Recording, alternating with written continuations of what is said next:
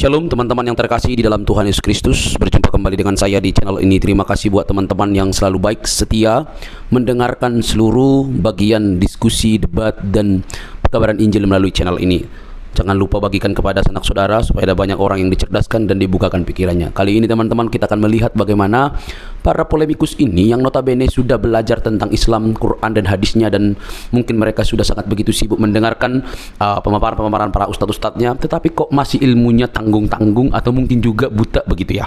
Nah, ketika disampaikan fakta-fakta justru mengamuk, justru kepanasan, justru kesurupan, tidak mau terima fakta yang ada. Teman-teman jangan skip, yuk kita cerdaskan mereka. Semoga dengan berita Injil, perbedaan-perbedaan yang ada bukan untuk memperuncing, tetapi untuk membawa kepada keterang yang sejati. Ini dia videonya teman-teman. Manusia itu akan nampak dalam perangai, dalam sikap. Nah, kalau umat Islam bersikap tidak baik, bersikap tidak jujur dalam beragama, maka ada kaitan dengan ajaran yang dianut. Oke, sebentar Pak. Mungkin saya potong. Dari tadi Bapak menjelaskan tidak jujur. Jadi saya masih kurang paham dalam arti tidak jujur itu. Dari awal tadi saya nonton, itu Bapak bilang Islam tidak jujur. Guru ulama-ulama mungkin tidak jujur gitu ya. Atau orang-orang yang tidak jujur, ustaz-ustaz yang tidak jujur. Nah, tidak jujur seperti apa yang Bapak maksud itu? Itu harus Bapak jabarkan biar kita paham apa yang tidak jujur itu gitu. Oh, baik. Saya tunjukkan satu contoh ya.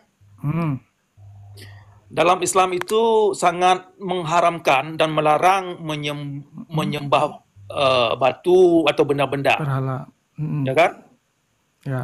Ternyata dalam Islam itu kita dituntut harus menyembah benda, yaitu batu hitam atau Ka'bah. Ya.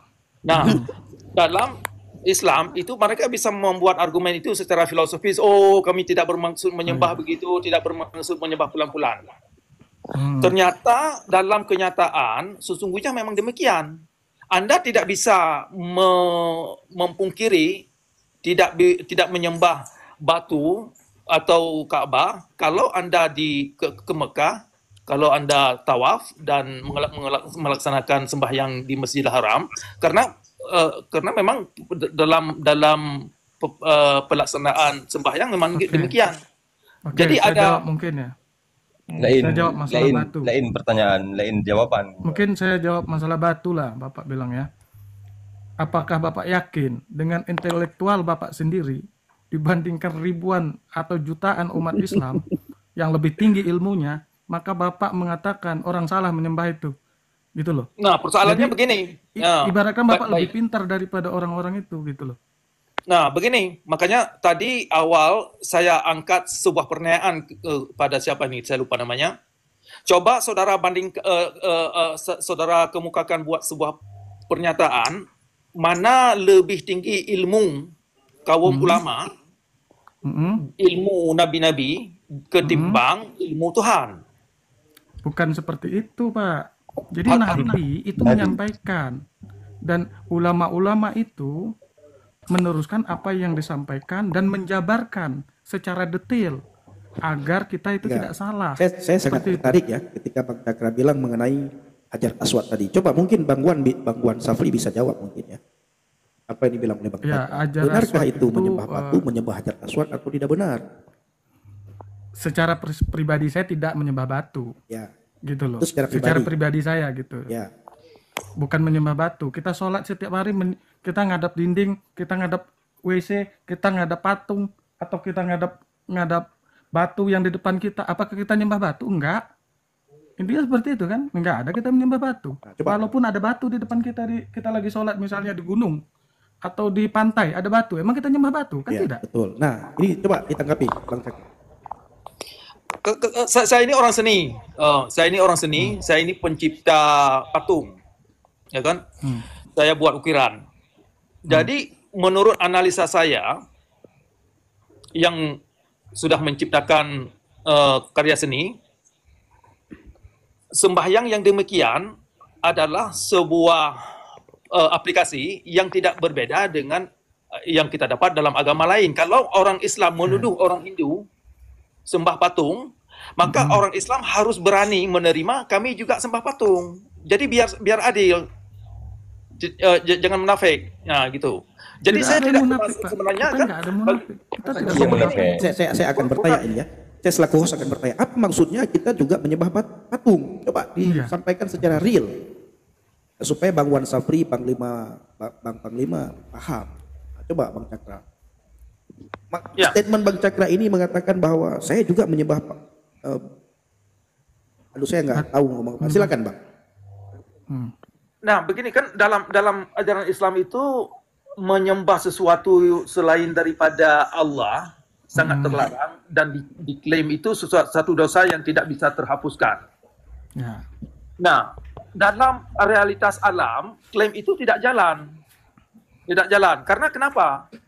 Dalam alam, secara alamiah, penyembahan sesuatu itu tidak membuat seseorang itu terhindar untuk menjadi mereka orang baik-baik. Ini contoh ya, contoh. Misalkan orang Buddha sembah patung Buddha. Nah, penyembahan itu tidak membuat mereka atau tidak terhindar mereka menjadi orang baik-baik. Karena yang namanya etik, cara hidup sehari-hari dengan lingkungan, dengan keluarga, dengan orang-orang lingkar, dengan bernegara, itu tidak penyembahan mereka terhadap patung yang dianggap Tuhan atau apa sajalah dewa tidak terhindar mereka untuk menjadi warga negara atau masyarakat baik-baik. Ini satu. Nah, demikian juga agama lain yang menyembah patung atau apalah, lembu, gajah, kan ada. Nah, ada juga nanti orang Islam menuduh orang Kristen yang menyembah patung Yesus. Nah, penyembahan demikian sejauh yang dilakukan itu untuk keperluan pribadi, bagi saya pribadi tidak masalah. Yang jadi masalah bagi saya ketika Islam tidak mengakui bahwa Islam ini menyembah batu hitam. Ini yang jadi masalah bagi saya. Jadi dalam Islam itu tidak itu berarti itu masalah bagi Bapak, karena pemahaman Bapak mungkin karena pemahaman Bapak sama kita berbeda gitu. Kalau secara pribadi kita kalau tembok kamu bilang tidak menyembah, tapi tembok yang di Ka'bah itu dicium-cium loh. Tembok rumah kita nggak dicium. Salah tuh bang. Ya, kalau kamu sebentar pak. Kalau kamu bilang tadi menghadap WC, kita nggak cium itu WC, tapi kita cium itu batu Hajar al-Aswad. Maaf, saya tanggapi sedikit. Kan, kami di Islam ini ada niat. Saya 2 kali naik haji. Sebentar. Saya 2 kali naik haji. Di batu Hajar al-Aswad itu ya, saya cium-cium, saya mengungkapkan semua yang saya mau. Tapi menjelang ke Hajar al-Aswad, dinding Ka'bah itu sebentar. Dinding Ka'bah itu saya berdoa semuanya. Jangan serang, keinginan. Pak, jangan serang. Terus apa yang salah? Ketika Bapak mencium itu apa yang salah? Jangan kayak gitu. Bukan fitnah, saya mengalami. Saya haji. Tidak ada satupun dalam ritual Islam menganjurkan atau ada bukti secara autentik dalam ritual Islam mengarahkan pada Jaratul Aswad. Jangan ngomong begitu. Berarti Bapak kalau naik haji tidak cium Hajar al-Aswad? Tidak ada dalam ajaran Islam secara autentik bukti yang menganjurkan lafal Jaratul Aswad. Kenapa harus sekarang coba buka ya di internet orang naik haji, apa yang diuber yang paling utama di Ka'bah? Yang jelas Islam tidak mengajarkan secara ritual manapun yang menyebutkan Jaratul Aswad harus disembah. Ini kan yang dibilang kenyataannya. Ini yang disampaikan Pak Cakra, kenyataannya. Beliau mengatakan bahwa Islam harus ke situ loh Pak. Terus ini punya pemikiran sama seperti Bang Cakra. Oke, kita kembali ke laptop ya. Ini apa yang disampaikan Bang Cakra, bagaimana Bang Wan Safri? Oke, jadi kalau Bapak mau cium pun kamar mandi, apa salahnya? Nggak ada salah. Bapak mau cium pun batu di depan Bapak, nggak ada masalah. Yang penting hati Bapak nggak di situ. Bukan kita menyembah Tuhan, berarti kita nyium dinding ini. Emang kita menyembah dinding? Enggak. Bapak cium aja apapun, bukan berarti Bapak menyembah loh. Oke, Bang Wan, benar kan? Mungkin saya ingin bertanya sama Bang Wan ya. Ini menyangkut Hajar Aswad ya. Saya tidak menuduh. Bagaimana dengan ada sebuah doa, di mana doa itu dibaca pas di depan Hajar Aswad ya, atau di pekarangan Ka'bah. Nah, doanya begini. Labbaik Allahumma labbaik. Labbaik la syarika lak labbaik. Nah, artinya ya Allah, aku datang menghampiri panggilanmu. Labbaik la syarika lak labbaik, dan aku tidak akan menyekutukan engkau. Nah, lalu kalau kita melihat ada ayat, bentar Bang Wan. Lalu kalau kita melihat ada ayat di dalam Al-Quran di mana Nabi Muhammad berkata begini, aku diperintahkan hanya untuk menyembah Tuhan negeri ini. Nah, itu bagaimana maksudnya? Aku diperintahkan untuk menyembah Tuhan negeri ini. Itu ada ayat dalam Al-Quran. Kalau tidak salah saya surat Yunus. Yang jelas. Lalu ada doa, di mana doa itu dibaca pas di pekarangan Ka'bah atau di depan Hajar Aswad. Mungkin Bang Wan Safri atau Panglima, Abang Panglima boleh menyampaikan hal itu. Lalu menyangkut dengan Hajar Aswad, nah, itu terserah ya, karena ada banyak sekali antara si A, si B, si C mengatakan itu tidak wajib. Semua ada yang mengatakan sunat, tetapi semua orang yang naik haji berusaha sekuat tenaga untuk bisa mencium Hajar Aswad. Nah, bahkan yang sangat beredar video fiti-fiti hari-hari ini adalah ada seorang Nabi Muhammad. Jadi gini, Nabi Muhammad pernah nggak mencium Ka'bah? Kalau dia pernah mencium Ka'bah, kita sebagai umat Muslim berarti kita mengikuti sunnah dia. Kalau kita mencium Ka'bah, oke? Kalau dia mencium Ka'bah, kalau kita ikuti. Nah, itu bagaimana dengan doa dan ayat Al-Quran yang saya bacakan? Jadi begini Bang Bendi. Sebentar Bang Panglima, Bang Wan Safri ini. Coba Bang Wan Safri ungkapkan. Ada doa pas di depan Ka'bah, labbaik Allahumma labbaik labbaik la syarika lak labbaik. Lalu di surat Yunus Nabi Muhammad berkata, aku diperintahkan untuk menyembah Tuhan negeri ini. Oke. Nah, bagaimana dengan apa yang sudah saya bacakan? Mungkin kalau saya nggak mau menjawab apa yang saya tidak ketahui ya. Jadi saya jawab apa yang saya ketahui gitu ya. Maaf ya. Jadi kalau yang labbaik Allahumma labbaik itu salah satu mungkin rukun haji. Rukun haji itu didapatkan dari sunnah-sunnahnya Nabi yang sudah dilakukan Nabi gitu. Yang dilakukan Nabi terus disampaikan oleh para ulama secara detail. Oh, kita kalau sampai harus seperti ini. Nah, karena Nabi pernah melakukan itu. Nah, itu mungkin yang saya ketahui gitu. Tapi nah, begini ya. Kalimat itu berbunyi begini. Ya Allah, aku datang menghampiri panggilan. Labbaik Allahumma labbaik. Nah, baris yang kedua, labbaik la syarika lak labbaik, dan ya Allah, aku tidak akan menyekutukan engkau. Nah, ketika seseorang mencium Hajar Aswad, apakah itu tidak termasuk menyekutukan Allah? Apakah itu termasuk menyekutukan Allah atau tidak? Ini pertanyaannya, jangan nanti dianggap oleh orang bawah, oh ini penistaan segala macam bla bla bla, bukan. Tidak.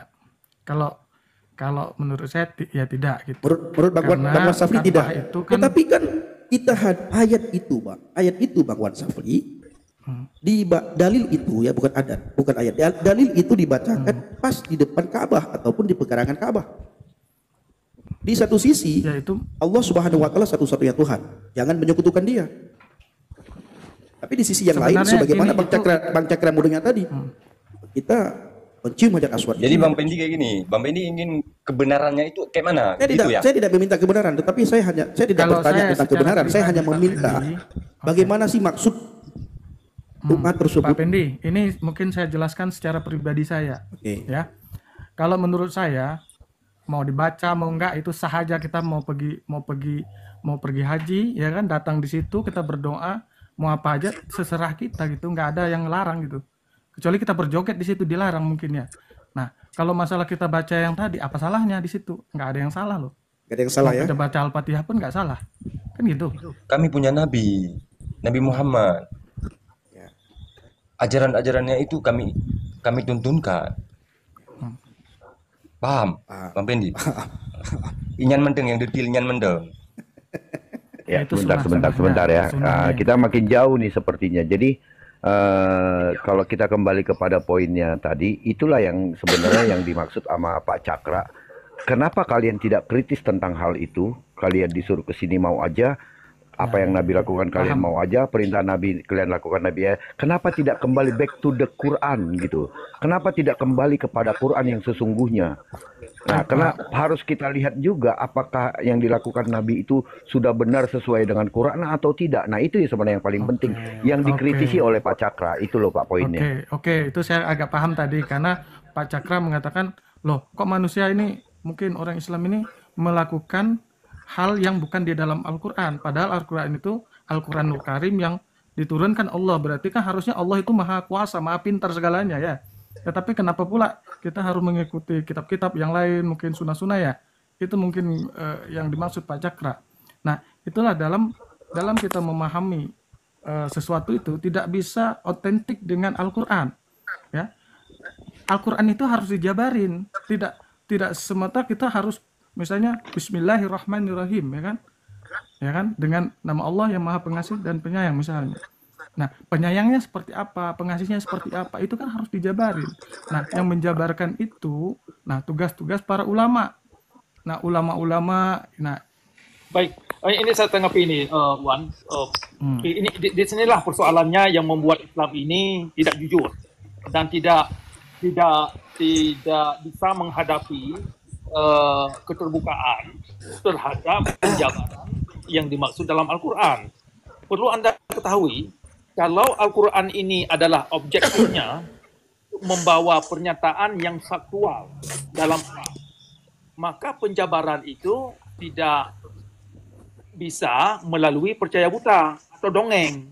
Kalau penjabaran ini mengarah kepada dongeng, percaya buta, maka penjabaran ini bermasalah. Siapa saja yang memberi penjabaran, baik itu Nabi Muhammad atau ulama atau madhab.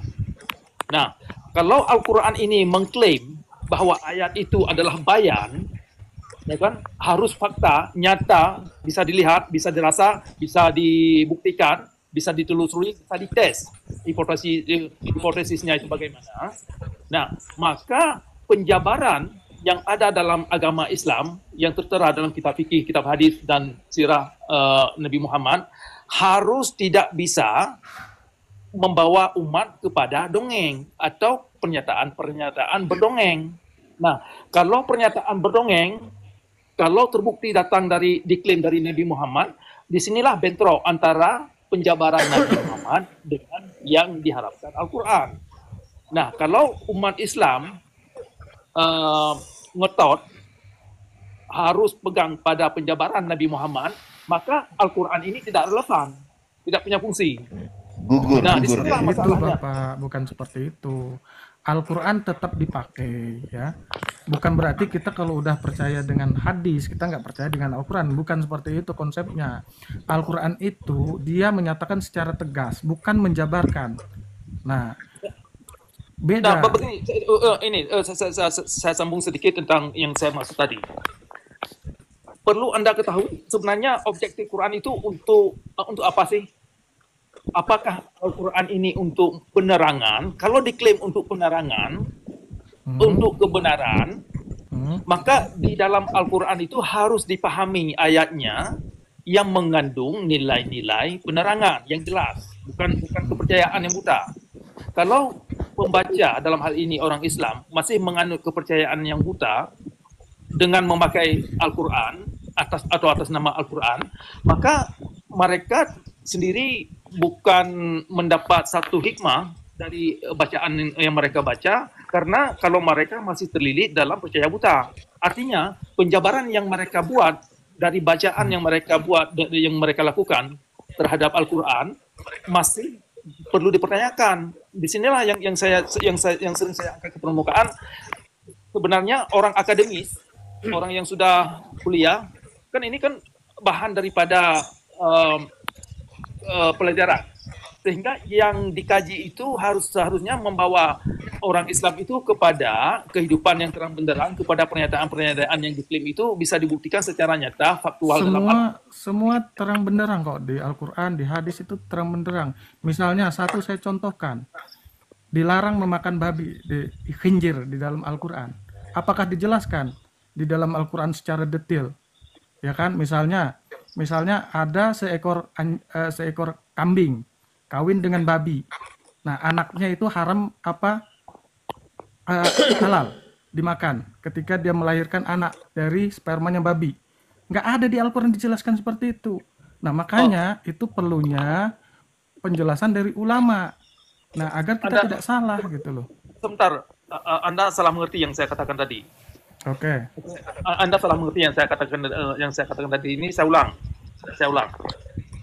Kalau Al-Quran ini mengklaim mengajak umat atau untuk membuat umat kepada pencerahan, maka penafsiran dan penjabaran yang dibentuk oleh si pembaca harus mengajak mereka kepada pengertian yang bisa diterangkan faktual dalam alam.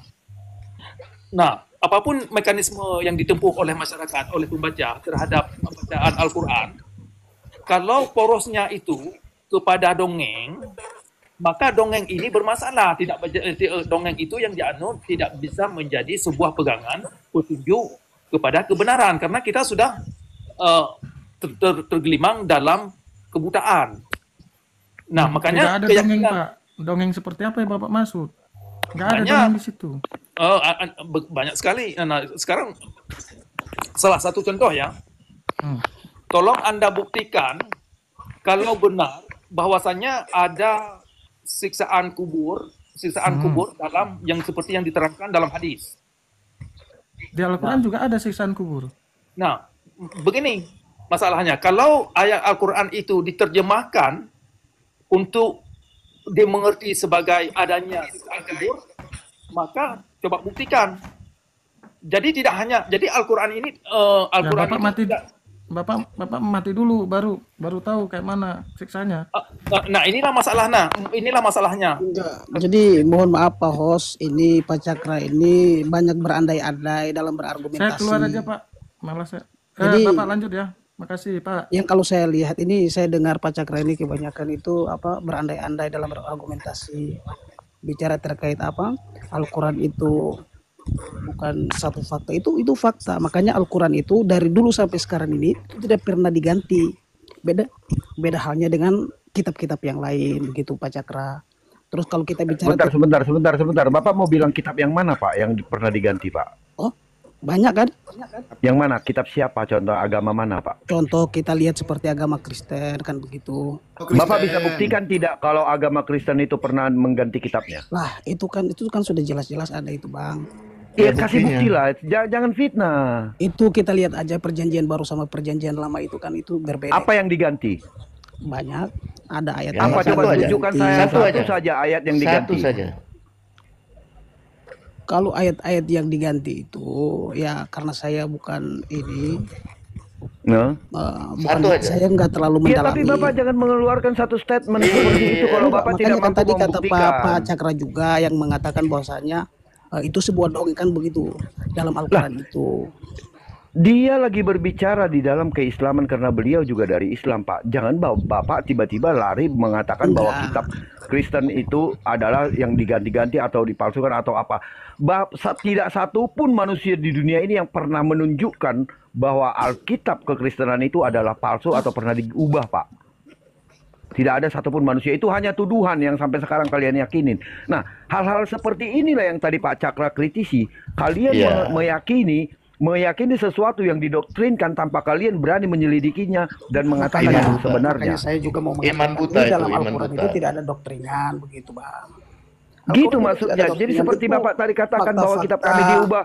Saya katakan begini Pak. Itu fakta semua. Makanya fakta di mana? Tunjukkan saya faktanya. Satu, saya tunggu. Mau berapa lama? Setahun, 2 tahun sampai Yesus datang saya tunggu. Bukan 1-2 tahun Bang. Artinya kita lihat aja di dalam Al-Quran itu pernah menjelaskan tentang di dalam laut itu ada, ya kan? Oh, Bapak mau debat saya tentang itu? Ya maksudnya kalau Bapak bilang mau debat Sains dan Quran, mau debat saya tentang itu kapan? Biar saya buktikan kalau itu salah. Terserah Bapak. Kapan? Atur waktu. Saya dengan Pak Faisal ini, sains dan Quran tentang itu, tentang laut terpisah, tentang janin, tentang apa saya siap. Coba nanti kasih forum buat nanti saya sama Bang Nabiro. Iya, siap. Kita bahas sains dan Quran ya. Besok ya. Besok. Cuman maksudnya ini juga terkait besok malam jam 10. Siap. Besok malam jam 10. Siap. Saya tunggu di tempat ini. Silakan. Oke. Bang Faisal nanti besok malam datang ya jam 10 ya. Siap. Nanti ini izin menambahkan sebentar ya. Oke, siap. Bang Faisal tadi kan menyinggung ya, kalau misalnya Kristen itu kitabnya banyak kontradiksi. Nah, tadi ada membahas masalah Ka'bah. Aku mau tanya dikit dengan Bang Faisal. Bang Faisal, sebenarnya Bang Faisal itu tahu nggak sih yang mengajarkan kalian tawaf muter Ka'bah itu siapa? Jadi kalau untuk tawaf itu memang sudah menjadi sunnah Nabi, itu apa yang sudah pernah dijalankan sama baginda Nabi Muhammad, itu kita jalankan. Sudah pernah dijalankan oleh baginda Nabi Muhammad, jadi itu kalian ikutin. Ya. Berarti itu dasarnya. Datanya di mana, Pak? Ah? Datanya di mana? Ya, yang namanya itu kan nabi kita. Jadi ketika gitu apa yang ya. dilakukan sama kita punya baginda nabi itu kita Aku mau tunjukin data, Pak ya. Aku mau menunjukkan data siapa yang mengajarkan kalian itu tawaf. Boleh saya tunjukkan? Oke. Silakan. Bang Pendi, izin sebentar ya, Bang.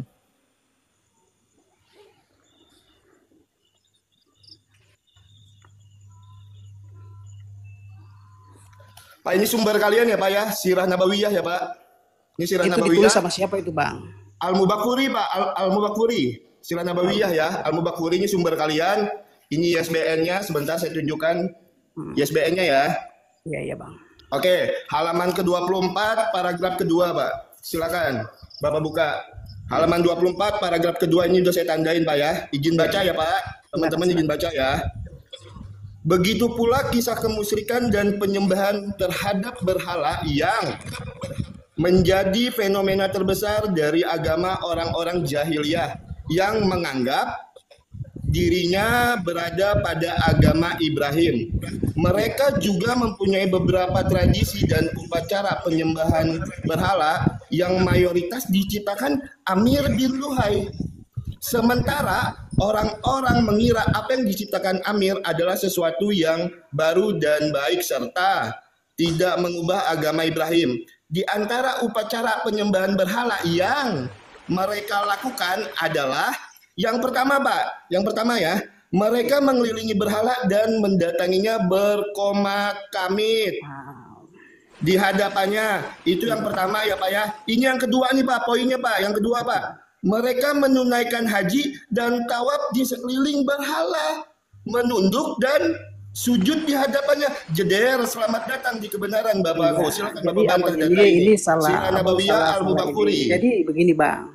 Ya kan? Itu kisah yang diceritakan ya kan di masa jahiliyah itu sebelum kedatangan baginda Nabi Muhammad, Bang. Itu. Makanya abang ini nggak paham. Jadi kata Bapak diajarkan baginda awalnya. Iya, makanya kan saya bilang buat abang. Jadi ya kan tawaf yang dilakukan. Kenapa dolak-dalik? Ya kan? Kamu kok takiyah jadinya? Tadi kan ditanya dasarnya apa. Giliran dijelasin kamu bilang itu sebelum Nabi. Tadi kamu sampaikan itu diajar Nabi. Jangan pakai ganda dong. Makanya yang tadi kisah yang dibacakan sama kita punya ini Bang Kristen ini, ya kan? Itu kisah yang diceritakan terkait masyarakat zaman dahulu itu sebelum kedatangan baginda Nabi. Jadi fix ya, bukan diajar baginda ya tawaf ya, bukan dibawa baginda. Iya, sebentar. Jadi cara semuanya itu diajarkan oleh baginda Nabi. Ya. Oke, sebentar Pak. Itu tadi diajarkan ya tentang itu dan sa'i dan tawaf itu diajarkan Amr bin Lu'ay ya. Tetapi di dalam ayat Quran Al-Baqarah 158 dikatakan begini, Pak. Sesungguhnya Safa dan Marwah merupakan sebagian syiar Allah. Maka siapa beribadah haji atau ke Baitullah dan berumrah tidak ada dosa baginya mengerjakannya. Nah, kalau kita mau lihat, kita mau jujur ya, perihal kiblat dan tawaf dan itu segala macam itu adalah pengajaran dari berhala Quraisy sebelumnya, tetapi disahkan oleh Allah di dalam dalam Al-Baqarah 158. Jangan sampai abang salah menafsirkan ayat Al-Quran itu. Artinya sebenarnya kalau bicara terkait ajaran bertawaf itu ajaran itu dijalankan dari awal itu dijalankan sama baginda sama Nabi Ibrahim yang kemudian langsung setelah dijalankan sama Nabi Ibrahim, kemudian itu dijalankan lagi sama. Bisa nggak Bang Faisal tunjukkan datanya ya ketika Bang? Iya. Ya, makanya kan kisah kalau ini begini Bang. Jadi kalau nanti dalam surat Al-Baqarah itu saya kebetulan handphone saya ini kan saya cuma satu, ya kan. Nah, jadi kalau abang mau bicara terkait data yang real, boleh nanti abang buat satu forum, ya itu terkhusus kita mau bahas terkait apa kan begitu. Kita mau bahas terkait Ka'bah kah atau kita mau bicara terkait Hajar Aswadnya kah? Bisa. Oh, gini aja lah Pak. Gini aja lah Pak. Bapak siapkan diri, saya kasih Bapak waktu 1 minggu. Saya tantang Bapak. Jangan kita bahas terlalu lama itu Bang. Oke, berapa lama boleh Bapak DM saya? Saya tantang Bapak, kita buktikan apakah Abraham dan Ismail pernah ke Mekah atau tidak. Dan buktikan ke saya kalau benar. Jangan gitu Pak, biarin Pak. Jadi artinya gini. ya Kalau supaya kita tahu apakah jadi ritual begini, haji ini Bang. benar Ibrahim Jadi atau tidak. Nanti ke kisah, situ larinya. iya kan? Kalau kalau di abang kan abang bilang ke Abraham, kalau kita kan Ibrahim kan begitu. Yes, ya. Ya. Jadi kalau ini Nabi Ibrahim ini kan dia punya 2 anak. Iya enggak, Bang? Iya. Ya. Siapa sama siapa, Abang? Ishak dan Ismail lah. Ishak dengan Ismail. Makanya tadi kata Abang itu bagaimana? Apakah Ismail Abraham dan Ismail pernah ke Mekah? Jadi begini, Bang. Kalau Ya pernah bukti, ke enggak, Mekah, nanti jangan sekarang. Nanti dalil buktikan dong. saja. Oke. Bapak nanti menggunakan dalil Bapak, tunjukkan saya Iya. di mana, ayatnya di mana, hadisnya di mana, ya, biar kita lihat apakah benar pernah ke sana atau tidak. Iya, bisa, jangan bisa, takia bisa. congor. Bisa. Kayak dalil dong. Iya. Kalau penjelasan Bapak tidak bisa, itu kan hanya penjelasan Iya. Bapak tanpa dalil. Biar Bukan saya tanpa juga dalil, akan ini kan- bukakan ini dalilnya, secara saya akan logika buktikan. begitu, Bang.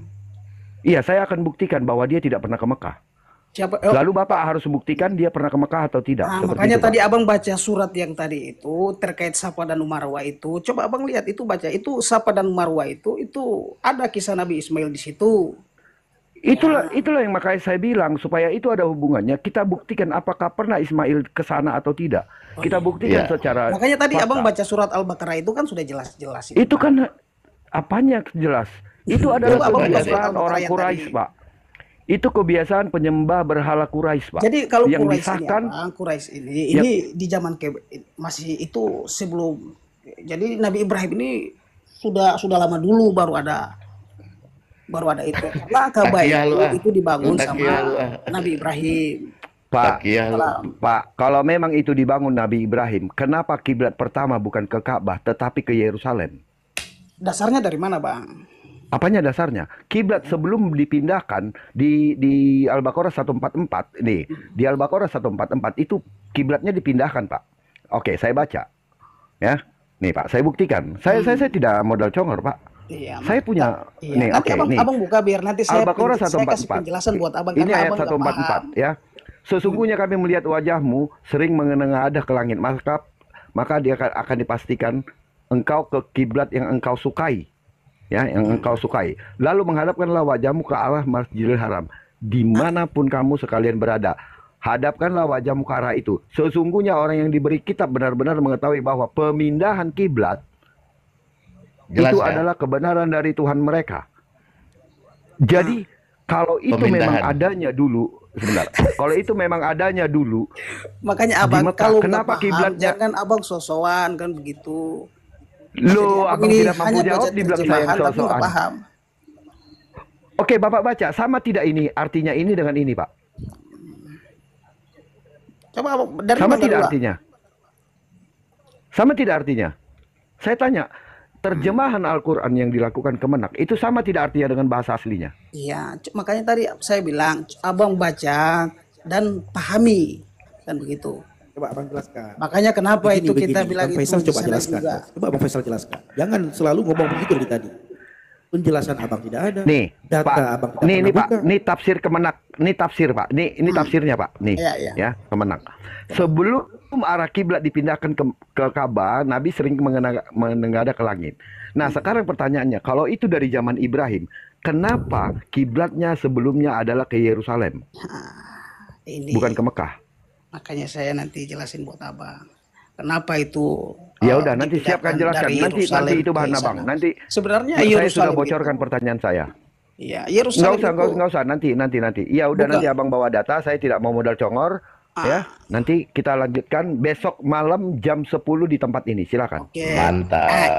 Intinya begini bang, abang Nanti mau aja deh. kita bahas terkait ini apa-apa aja kan begitu. Saya kasih tahu.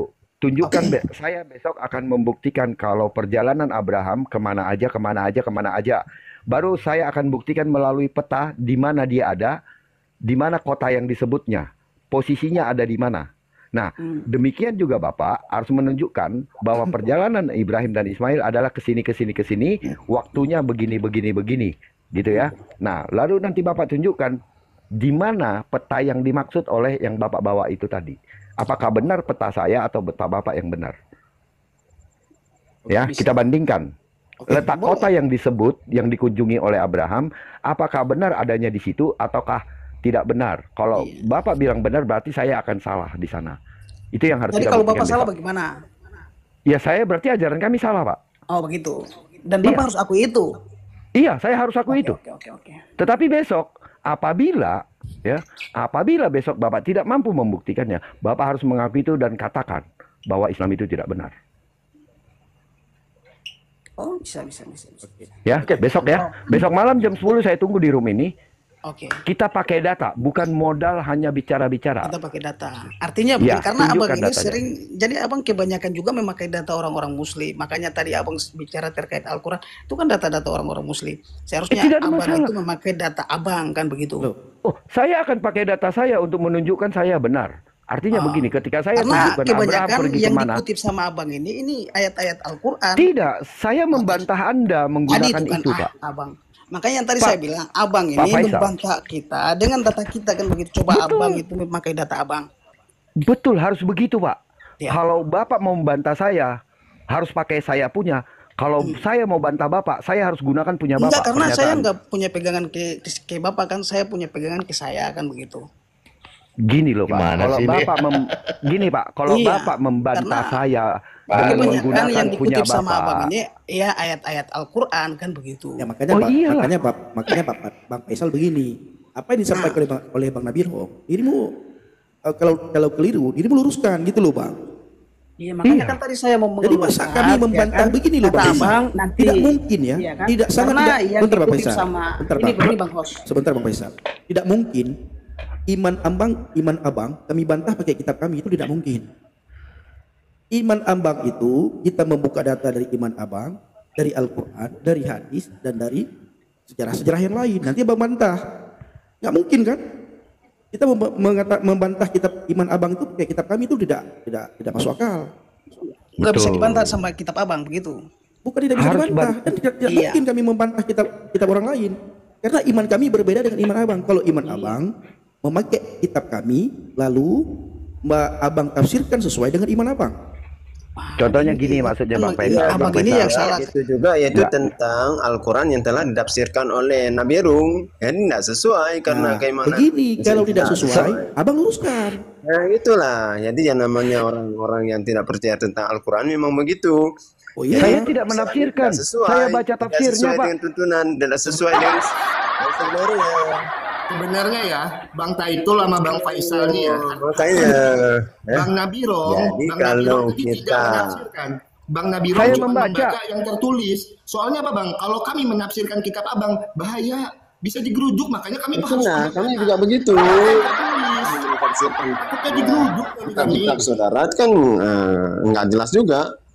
Mana Faisal? Nah, makanya. Faisal mana? Apanya yang nggak jelas? Tidak Contohnya bakal apanya yang nggak jelas? sampai ke Contohnya. tujuan, walau bagaimanapun kita ngomong-ngomong bicara tentang dalil-dalil itu tidak akan sesuai dengan keinginan. Bukan Karena beda ngomong Pak, kepercayaan. Pak Faisal, kita nggak ya. ngomong, kita Iya. cuman baca Nah, apa yang hati-hati. ditulis. Faisal mana Jadi Faisal? jangan Mana Biro? Faisal asal mana? tafsir saja, tapi Turun tidak dia. sesuai dengan Turun sebenarnya. dia. Oke, Enggak, kita kan cuman Sudah tidak percaya Quran, sudah tidak percaya hadis, tapi masih mau mengikuti Muhammad, ini kan sungguh nekat yang nyata ini Pak. Sungguh nekat yang nyata. Sekarang saya tanya sama Pak Ahmad, percayakah Bapak menurut Muhammad bahwa batu hitam yang ada di Ka'bah di Mekah itu bisa menghapus dosa? Percayakah Bapak itu? Kalau bagi saya, Berat ini kayaknya saudara-saudara, sulit sungguh nekat. pertanyaannya.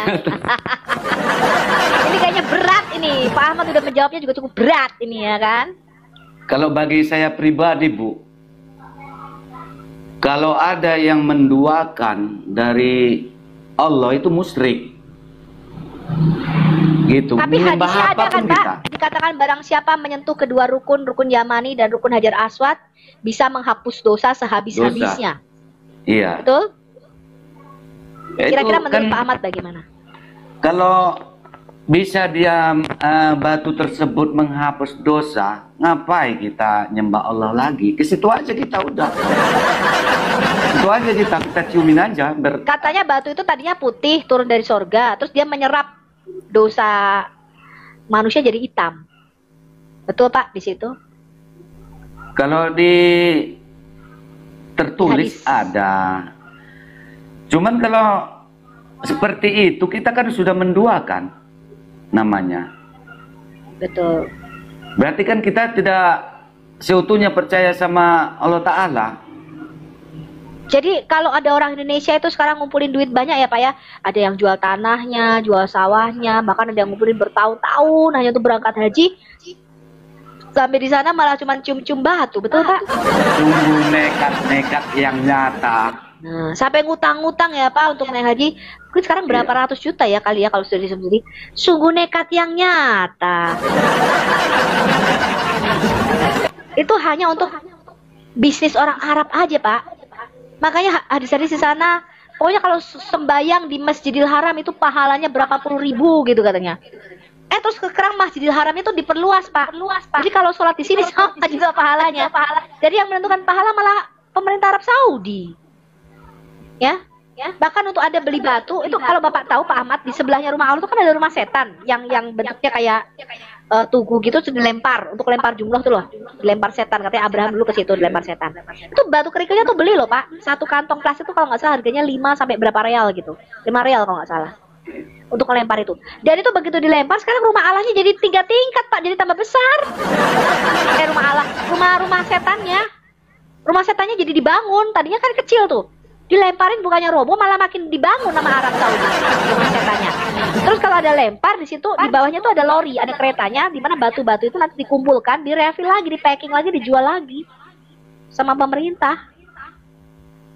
Gitu. Bahkan sumur Zam-Zam itu kalau Bapak tahu, itu di bawahnya ada pipa Pak. Itu disuling dari air laut. Dengan menggunakan kerjasamanya dua perusahaan Amerika, satu perusahaan Kanada untuk menyuling air laut ini, dialirkan lewat pipanya lalu dimasukkan ke sumur Zam-Zam. Itu yang dibeli-beli orang Indonesia itu Pak. Ini bagaimana nih Pak kalau jualan agama macam begini nih? Jadi kita memperkaya Saudi Arabia, betul Pak? Gini Bu, saya jelasin dulu dikit biar paham itu umat saya. Kalau coba Bapak jelaskan lah mau sama bertahan ya bertahan. Kalau gini, banyak itu Bu preming-premingan ustadz-ustadz. Jadi itu harus dipercaya sama Islam, harus manut, harus ikut gitu. Contohnya ustadz yang mempreming, kemungkinan akalnya entah apanya nggak ada, kita nggak tahu. Contohnya ini Bu. Contohnya apa tuh? Ustadz Nababan. Kambing itu Islam, kucing itu Islam, sapi itu Islam. Jangan sampai dimurtadkan. Jangan sampai dimurtadkan. Bagaimana dia mengislamkan kambing? Sementara kalau mengislamkan itu harus mengucapkan syahadat. Benar kan Bu? Semualah seluruh umat Muslim pasti harus mengucapkan syahadat. Saya cari coba ya videonya Nababan. Sambil Bapak ngomong saya cariin videonya, ini saya pernah rekam juga. Silakan Pak. Saya punya ini kayaknya videonya. Ya diputerin dulu Bu, nanti saya jelasin lagi Bu. Saya jelasin lagi. Gak menjelasin sama teman-teman saya biar sadar. Yang kambing itu Islam apa? Kok sampai dimurtadkan? Iya. Yang namanya kambing, makhluk-makhluk yang lain itu semuanya berislam. Coba buka Al-Quran. Al-Hajj ayat 18. Kata Allah apa? Alam tara annallaha yasjudu lahu man fis samawati wa man fil ardi wasyamsu wal qamaru wan nujumu wal jibalu wasyajaru wad dawabu wa katsirun minan nas. Ustadz ngada-ngada aja mau bilang kambing itu Islam apa? Kok sampai dimurtadkan? Iya. Yang namanya kambing, makhluk-makhluk yang lain itu semuanya berislam. Coba Al-Quran. Kambing itu Islam. Coba kita lihat lagi ya pernyataan mana ya. Kristen diperluas. Bukan hanya kepada manusia yang perlu dikristenkan, tapi semua makhluk harus masuk Kristen. Karena bunyinya, pergilah kamu ke segenap penjuru dunia beritakan Injil kepada segala makhluk. Jadi semua makhluk harus mendengarkan berita Injil, bukan cuma manusia. Makanya Bapak Ibu kalau di rumah ada memelihara kucing, ya, melihara kucing, tolong diawasi betul itu kucing. Jangan sampai kucing itu jatuh ke tangan orang lain, didakwahi nanti kucing ibu bapak jadi masuk Kristen. Kalau punya kucing hati-hati, ya, bisa murtad. Sampai kucing itu dimurtadkan. Ustaz, memangnya kucing itu Islam apa? Oh Islam. Islam, kucing itu Islam, kambing itu Islam, sapi itu Islam. Dalilnya mana? Baca Al-Quran. Makanya baca Quran. Lihat dalam surat Al-Hajj, surat ke-22, ayat 18. Alam tara anna Allah yasjudu lahu man fis samawati wa man fil ardi wasyamsu wal qamaru wan nujumu wal jibalu wasyajaru wad dawabu wa katsirun minan nas wa katsirun haqqa alaihi al-adzab faman yuhinillahu fama lahu min mukrim innallaha yaf'alu ma yasha. Apakah kamu tidak memperhatikan kata Allah bahwa sesungguhnya semua makhluk yang di langit maupun di bumi telah bersujud kepada Allah. Matahari sujud, rembulan sujud, bintang-bintang sujud, gunung-gunung sujud, pepohonan sujud, binatang-binatang melata, semuanya sujud kepada Allah Subhanahu wa ta'ala. Kalau sujud Islam apa tidak? Pak, Bu, kalau sujud Islam apa tidak? Semua alam ini tunduk kepada mekanismenya Allah Subhanahu wa ta'ala. Maka jadi dikatakan kambing itu Islam, sapi itu Islam, tapi nggak disebut ya babi itu Islam. Babi itu Islam apa enggak tuh Pak? Islam juga babi kan? Kalau menurut saya, kalau seisi alam semesta, kalau memang benar-benar diyakini oleh Islam, ya semuanya diciptakan. Mungkin cuma babi yang murtad ya Pak, jadi haram dia. Itu saya yang bingung. Gini Bu, yang saya bingungkan sampai saya saat ini, bagaimana Ustadz Nababan mengislamkan kambing dikasih salam gini, be gitu dia. Kucing sekasih salam. Ayo sadat. Gimana sadatnya? Meong. Gitu Bu ya. Tapi Pak, Bapak pernah tahu nggak di dalam salah satu kitab tafsir, saya masih agak lupa nih, saya nggak terlalu perhatikan. Waktu itu pernah juga ditunjukin ya kitab tafsirnya, saya agak lupa di mana. Dikatakan di hari kiamat binatang-binatang itu juga dimintai pertanggungjawaban loh Pak, dihakimi juga sama Allah. Bapak pernah tahu nggak di dalam hadis itu ada cerita bahwa suatu saat monyet itu pernah berzina. Bapak pernah dengar Pak monyet berzina? Ya yang yang manusia belajar apa namanya untuk menghukum monyet tersebut, monyet dirajam Pak, dihukum rajam karena berzina. Dihukum rajam. Nih coba ya saya bacakan hadisnya nih, monyet dihukum rajam. Sahih Bukhari 3560. Telah menceritakan kepada kami Nuaim bin Hamad, telah menceritakan kepada kami Husyaim dari Amru bin Maimun berkata, aku pernah melihat di zaman jahiliyah seekor monyet sedang dikerumuni oleh monyet-monyet lainnya. Monyet itu telah berzina. Lalu monyet-monyet lain merajamnya, melempari dengan batu, dan aku juga ikut merajamnya bersama mereka. Ini kok ada monyet berzina, ini kapan kawin di KUA-nya nih Pak? Gimana ini Pak menurut Bapak? Siapa yang nikahin gitu loh Bu? Iya siapa yang nikahin, tapi ini soheh Pak, Sahih Bukhari 3560 Pak. Gimana ini, saya jadi bingung ini Pak, ada monyet ikut berzina ini. Saya aja yang punya agama, saya bingung Bu. Bapak aja yang Islam bingung kenapa ada monyet bisa dihukum rajam ya Pak ya? Monyet berzina ini. Tadi, apakah itu framing-framingan, apakah benar, apakah gimana, saya nggak tahu. Jadi saya bisa gila sendiri saya Bu.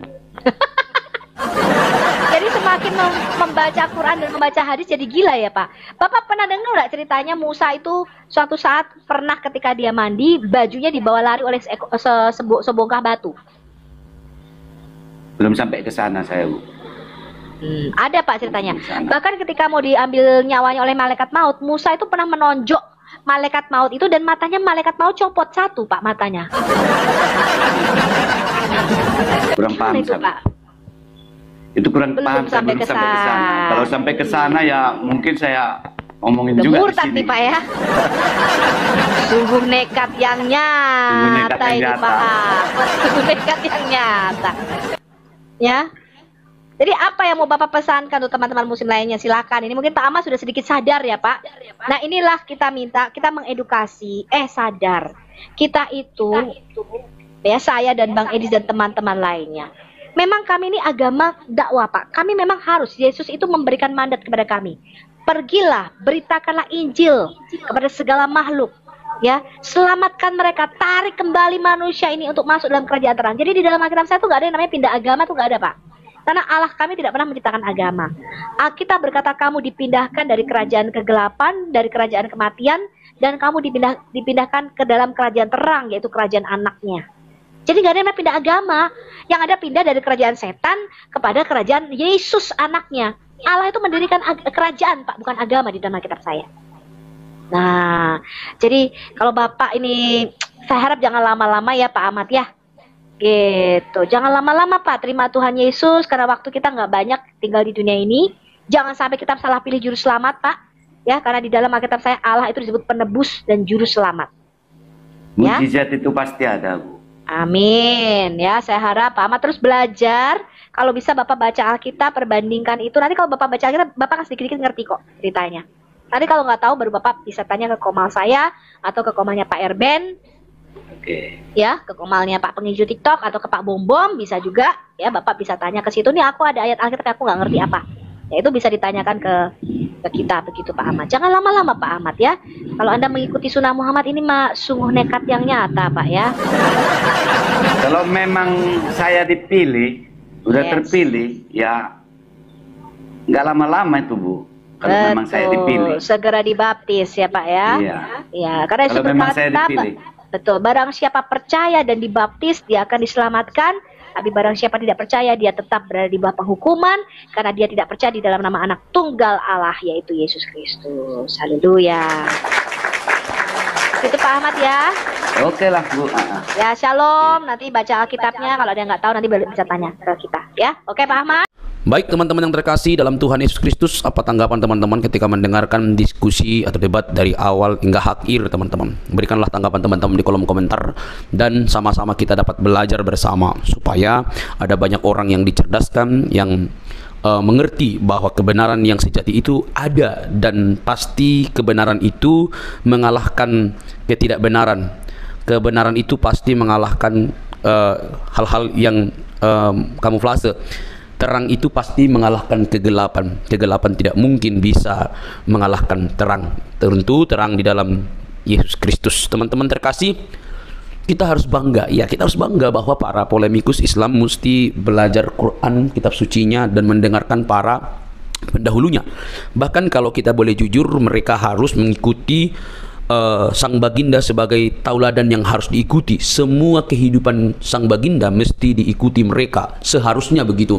Mulai dari dia belajar atau menyampaikan isi Quran, atau juga mempraktekkan seluruh isi Quran, dan bahkan apa yang ditulis dalam hadis-hadis, bagaimana moralnya, bagaimana dia pernikahannya, semua harus diikuti karena itu bagian yang tidak bisa dilepaskan daripada umat muslim. Tetapi alangkah sangat disayangkan bahwa mereka tidak siap dengan semua itu. Mereka hanya mencari hal-hal yang cocok.